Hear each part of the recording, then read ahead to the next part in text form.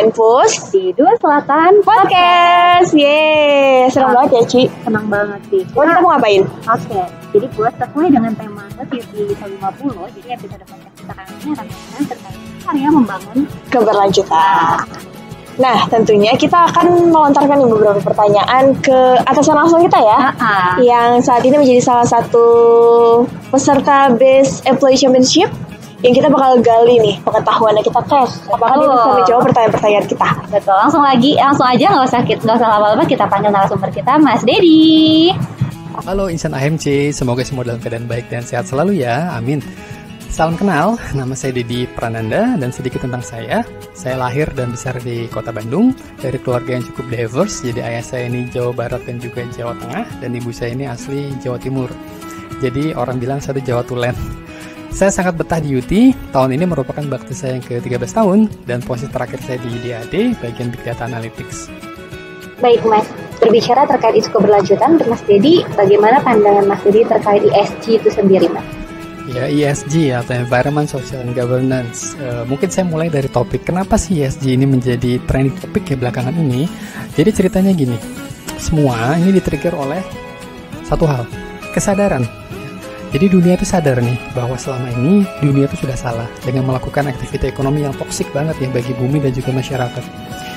Kalau saya baca bukunya dari William McDonough ya, judulnya adalah Why ESG.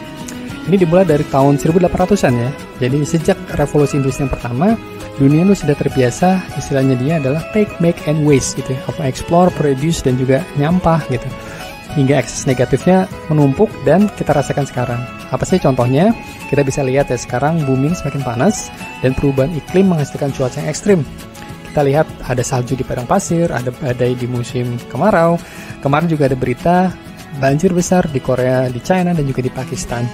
Tidak lupa juga banjir besar yang melanda Jakarta dan Bekasi ya di tahun 2021.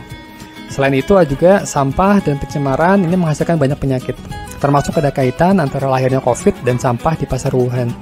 Ada disparitas ekonomi yang menghasilkan kemiskinan dan juga eksklusivitas yang menghasilkan gender disparity dan lain-lain. Nah, dunia itu telah sadar. Dan mengutip kalimat Albert Einstein, kita tidak bisa solving problem dengan pemikiran yang sama saat kita menciptakan masalah tersebut.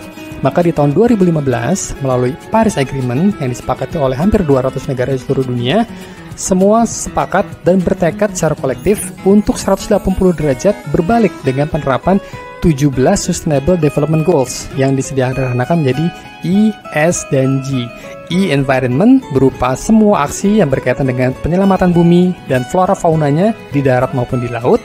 S atau sosial, berupa aksi membangun masyarakat beradab, sehat, setara, dan juga sejahtera. Dan G atau governance, tata kelola perusahaan yang proper dan etis. Semua demi kebaikan hari ini dan legasi untuk generasi kita di masa yang akan datang.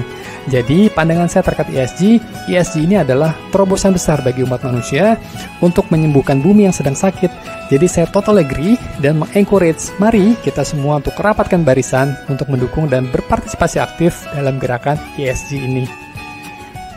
Setuju banget ya, tadi Mas Dedi udah memberikan penjelasan yang cukup detail nih. Nah, memang kan sekarang tuh di mana-mana lagi ESG, Sustainability, Environment. Nah, sebenarnya menurut Mas Dedi seberapa penting sih ESG itu yang menjadi sangat urgent? Saya bicara dalam konteks perusahaan ya, jadi sangat penting ya.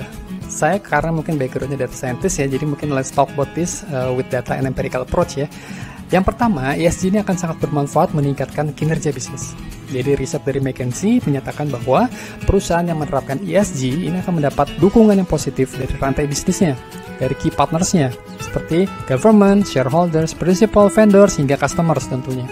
McKinsey mencatat 92% perusahaan yang menerapkan ESG ini akan mendapatkan satu, equity return yang bagus, top line atau revenue yang growing, investment funding yang positif, ditambah cost yang reduce ya dari aktivitas recycle, efisiensi energi, dan lain-lain yang related dengan ESG itu sendiri. Kedua, penerapan ESG ini mengurangi resiko dan meningkatkan relevansi bisnis kita di masa yang akan datang. Ya, di luar sana ini sekarang sedang terjadi seleksi alam. Saat ini negara maju G7 ya, dan lembaga keuangan dunia ini sudah stop funding pada sektor dan company yang tidak comply dengan ESG. Dan Kementerian Keuangan juga sedang mengkaji sanksi pajak bagi perusahaan yang tidak comply dengan ESG. Artinya, ke depan akan lebih banyak intervensi dan peraturan yang menguntungkan perusahaan berbasis ESG, sebaliknya akan menyengsarakan perusahaan yang tidak mau menerapkan ESG. Yang ketiga, ESG ini akan mendorong produktivitas. Perusahaan yang menerapkan ESG akan mendapat persepsi dan support yang baik di mata stakeholders. Rangkulan dari ekosistem dan juga memotivasi internal karyawan menciptakan kebanggaan dan peace of mind. At the end, ini akan upscaling productivity, creativity, dan kontribusi dari seluruh karyawan. Jadi, ESG ini sangat penting karena syarat akan manfaat di saat ini dan tentunya menjaga sustainabilitas perusahaan kita di masa yang akan datang. ESG ini menjanjikan optimum and sustainable value creation. Betul sekali sih, memang rasanya ESG itu sangat penting ya, aspek ESG ini sangat penting untuk keberlangsungan hidup kita sendiri gitu ya. Kalau menurut Mas Dedi sendiri Mas, tapi bagaimana dampaknya terhadap keberlangsungan bisnis UT ini gitu? Baik, mungkin saya akan highlight 3 saja ya, ini dampak ESG pada bisnis AMC. Yang pertama adalah kita tahu bahwa lebih dari 80% bisnis kita ini heavy on batubara. Sedangkan ESG ini mendorong pemerintah ke depan dan secara bertahap menghentikan pembelian batubara dan menutup pembangkit listrik tenaga uap yang berbasis batubara. Ini akan jadi ancaman karena demand batubara ke sektor energi akan menyusut. Namun satu sisi ini bisa juga menjadi peluang karena akan munculnya sektor baru ya, energi baru dan terbarukan, dan juga segmen baru seperti coal downstream dan juga mineral mining. Kedua, kita tahu saat ini bahwa shareholders menjadikan ESG ini sebagai pertimbangan penting untuk investasi.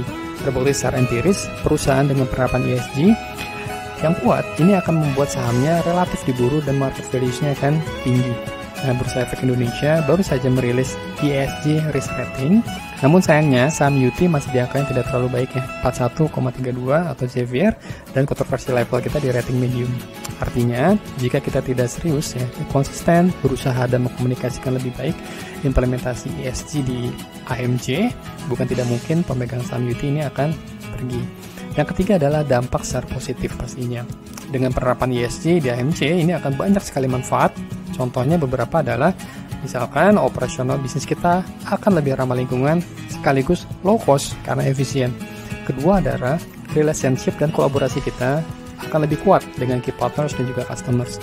Ketiga, reputasi yang baik akan meningkatkan kebanggaan dan motivasi karyawan tentunya.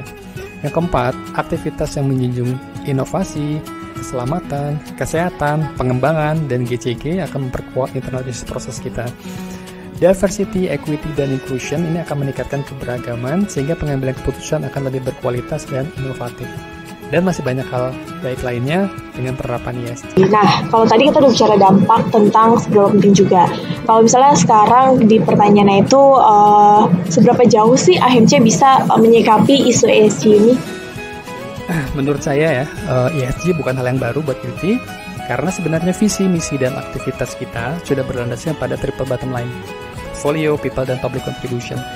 Namun, sejak concern ESG ini semakin intens ya, UT sudah bergerak sangat cepat menurut saya dengan menyusun ada task force, melakukan materiality assessment, dan juga mencanangkan AMC Sustainability Aspiration 2030. Antara lain, 1, AMC ini sudah membuat Sustainability Aspiration berupa menurunkan greenhouse gas emission 30%. Kedua, 22% source energi AMC ini akan disumbang oleh energi baru dan terbarukan. 3, pengurangan konsumsi air hingga 15%. 4, recycle 62% dari solid waste-nya kita. 5, komitmen pada diversity, equity, dan juga inclusion. 6, zero fatalities dan juga lost time injury 0,1. 7, community development untuk 750.000 masyarakat Indonesia. 8, diversifikasi portfolio dengan 50% revenue akan comes dari non-thermal coal activity. 9, ada BOD diversity dan inclusivity. Dan yang terakhir adalah penerapan good corporate governance. Dan top management sangat komit ya dengan ESG ini, dan di Presiden Message France yang sudah meng-highlight terkait ESG ini. Yang UT lakukan terkait ESG pun cukup konkret ya, jadi kita bisa lihat bahwa kita sudah punya business unit ya, sudah punya anak perusahaan bergerak di bidang energi baru dan terbarukan lewat PN, kita punya solar PV dan juga mainnya hidro. Dan di operation kita juga sudah implementasi B30, kita sudah melakukan waste management dengan program 6R, kita sudah melakukan net zero program ya melalui UTRIS dan juga konservasi mangrove. kita juga ada community development melalui UT Growth, UT Future, UT Care, UT Action. Dan untuk aspek DI, di UT, leader sudah mulai diverse ya. Jadi wanita-wanita hebat sudah melengkapi jajaran eksekutif kita. Ada Bu Cynthia Teresia, Presiden EPN, ada GM UT, seperti Mbak Cindy, Bu Endang, dan Bu Sarah, dan lain-lain.